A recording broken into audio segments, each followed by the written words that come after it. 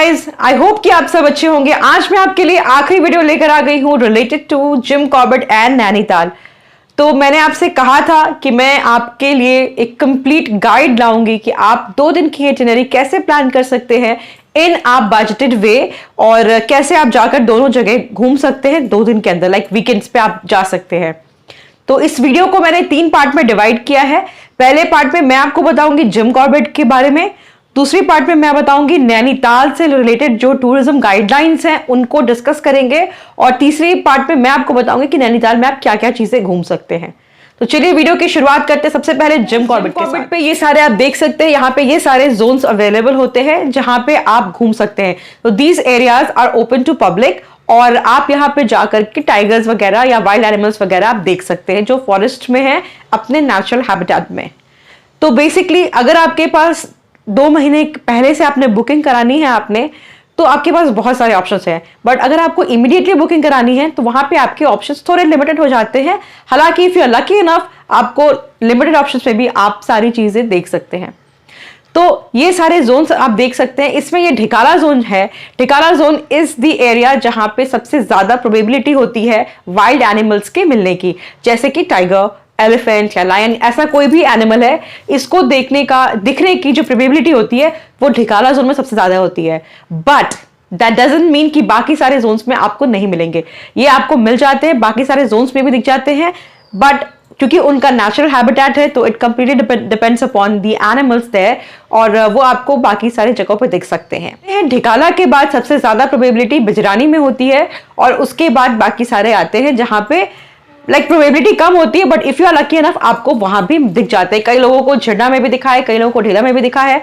तो क्योंकि हमारे पास वक्त कम था, हमने बहुत कम समय में प्लान किया था, इसलिए ढिकाला का हमें बुकिंग नहीं मिला, और हम गए थे ढीला जोन में। अगर मैं बात करूं बुकिंग की, तो यहाँ नीचे मैं वेबसाइट का लिंक दे रही हूँ। ये ऑफिशियल वेबसाइट है, आप यहीं से बुकिंग कराएं। किसी भी थर्ड पार्टी सोर्स से बिल्कुल भी बुकिंग मत कराना। ऑफिशियल वेबसाइट अवेलेबल है, यहाँ पे आपको प्रॉपर इंफॉर्मेशन और प्रॉपर जो ऑथराइज्ड गाइड्स वगैरह है या जो ड्राइवर्स हैं वो आपको यहाँ पे डिटेल्स मिल जाती है। चलिए अब बात करते हैं कहाँ आप रह सकते हैं। सबसे पहले अगर रहने की बात मैं करूँ तो आपके पास 2 ऑप्शन अवेलेबल हैं। अगर आपको ढिकाला जोन मिल जाता है तो ढिकाला जोन के अंदर रिजॉर्ट है फॉरेस्ट का। आप ये सारी चीजें यहां मैं दे देती हूं, आप देख लेना। तो रिजॉर्ट है, इस रिजॉर्ट में आपको एक कन्फाइंड एरिया में रखा जाता है जो कि बिजली के तारों से, लाइक हाई वोल्टेज वायर से वो सराउंडेड होती है, और आपको प्रॉपर फॉरेस्ट में रहने का अनुभव मिल सकता है। तो अगर आपके पास टाइम है और आपको बुकिंग मिल जाती है, या यहाँ पे जगह खाली है, तो आपको बुकिंग मिल जाएगी। अगर यहाँ आपको बुकिंग नहीं मिलती है तो बजटेड फॉर्म में, क्योंकि ये थोड़ी सी एक्सपेंसिव है, तो बजटेड फॉर्म में आप रह सकते हैं जोन के आसपास। जैसा कि हमें ढिकाला में मिला नहीं, तो हमने क्या किया था, बिजरानी से आई थिंक 15-20 मिनट की दूरी पर जिस रिजॉर्ट में हमने अपनी बुकिंग कराई थी वो 15-20 मिनट की दूरी पे था, और वहां पे बाकी सारे कई और रिजॉर्ट हैं। दैट एरिया इज एक्सट्रीमली काम, और एकदम बहुत शांत इलाका है, and you will definitely feel बहुत अच्छा लगेगा आपको अगर वहां टिकोगे तो। जिस रिजॉर्ट में हम टिके थे वो उसका मैंने डिटेल वीडियो बना दिया है, आपने देखा ही होगा पिछले वीडियो में। और इसके अलावा वहां पे बहुत सारे और भी रिजॉर्ट्स थे, जैसे कि लीरॉय, यू हैड नमा, तारंगी, club Mahindra. Club Mahindra is on the little expensive side, तो अगर आप बजटेड फॉर्म में हैं तो आप इन सारों में भी जा सकते हैं। सारे का विद एड्रेस डिटेल्स मैंने पिछले वीडियो में दे दिया है, अगर आपने नहीं देखा है तो देख लेना। वैसे मैं यहाँ लिंक डाल दूंगी, आप लिंक पे भी जाकर क्लिक कर सकते हैं। तो ये हो गई टिकने की बात। खाने की बात मैं करूं तो जनरली मैं जब कहीं भी ट्रैवल करती हूं तो मैं ब्रेकफास्ट कॉम्प्लीमेंट्री ऑप्ट करती हूं। उससे क्या होता है कि सुबह सुबह आपको खाने की तलाश में बाहर नहीं जाना पड़ेगा, या अगर आप उस रेस्टोरेंट में हैं, जिस भी होटल में आप या रिजॉर्ट में आप टिके हैं, वहां पे आपको पेमेंट नहीं करनी पड़ेगी। आप सुबह उठेंगे और कॉम्प्लीमेंट्री ब्रेकफास्ट रेडी होता है। कॉम्प्लीमेंट्री ब्रेकफास्ट का सबसे बड़ा बेनिफिट ये है कि आपके पास वैरायटी ऑफ ऑप्शंस होते हैं खाने के, क्योंकि जब आप खुद से ऑर्डर करोगे तो विल हैव लिमिटेड ऑप्शंस, आपको अलग अलग चीजें ऑर्डर करनी पड़ेंगी। लेकिन अगर आप कॉम्प्लीमेंट्री ब्रेकफास्ट लेते हैं तो आपके पास बहुत सारे ऑप्शंस रहते हैं, और उसमें कोई बाउंडेशन नहीं होता कि आपको इतना ही खाना है। आपकी जितनी मर्जी जो भी चीजें खानी है आप खा सकते हैं। तो ये थोड़ा कॉस्ट इफेक्टिव होता है if you are travelling with elder people. लेकिन अगर आप बच्चों के साथ ट्रैवल कर रहे हैं तो complimentary breakfast is not that cost effective, ठीक है। तो ये हुआ खाने का। अगर आप वहां नहीं खाना चाहे, क्योंकि ब्रेकफास्ट जब आप इंक्लूड कराओगे तो थोड़ी सी प्राइस बढ़ जाती है। Now coming to the point कि अगर आप ब्रेकफास्ट इंक्लूड नहीं करवा रहे हैं तो कहाँ खाएं, तो या तो आप होटल या रिजॉर्ट के जो रेस्टोरेंट होता है इनबिल्ट उसमें आप खा सकते हैं, या वहां पर जहां पे हमने अपनी बुकिंग कराई थी उस एरिया में या आसपास के रामनगर पूरे डिस्ट्रिक्ट में ही इनफैक्ट देखो आप तो इतने अच्छे अच्छे रेस्टोरेंट्स हैं और होटल्स हैं, लाइक ढाबे काइंड ऑफ, और इतनी हाइजीनिक फूड मिलता है, इतना ज्यादा hygienic and it taste amazing. आप सोच नहीं सकते ढाबे पे इतना यमी फूड। बट हाँ, सभी जगह पे मैंने एक चीज देखी कि प्योर वेज खाना ही मिलता है। I am a die hard non vegetarian, but वहां का जो वेज खाना है वो मुझे काफी अच्छा लगा, इसलिए मैं बार बार पिछले वीडियो में मैंने आपको बताया था और यहां भी मैं आपको बता रही हूँ, आप वेज फूड ट्राई कर सकते हैं, इट रियली टेस्ट यमी।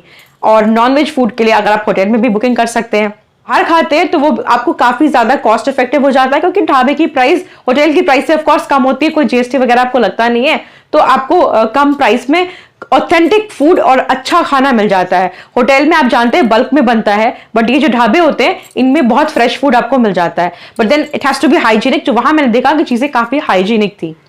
एक चीज और, इस एरिया में नेटवर्क का जरा इशू रहता है, तो आप कैश कैरी कीजिए, क्योंकि अगर आप एटीएम या जीपे, पेटीएम, फोन पे किसी भी तरीके की ऑनलाइन सुविधा का लुत्फ उठाना चाहते हैं तो यहां आपको दिक्कत आ सकती है, क्योंकि ये एरिया में थोड़े से नेटवर्क की प्रॉब्लम है, थोड़ा सा फॉरेस्ट एरिया होता है ना, इसलिए इश्यूज आते हैं। तो आप हमेशा अपने साथ ज्यादा कैश कैरी करके चलें।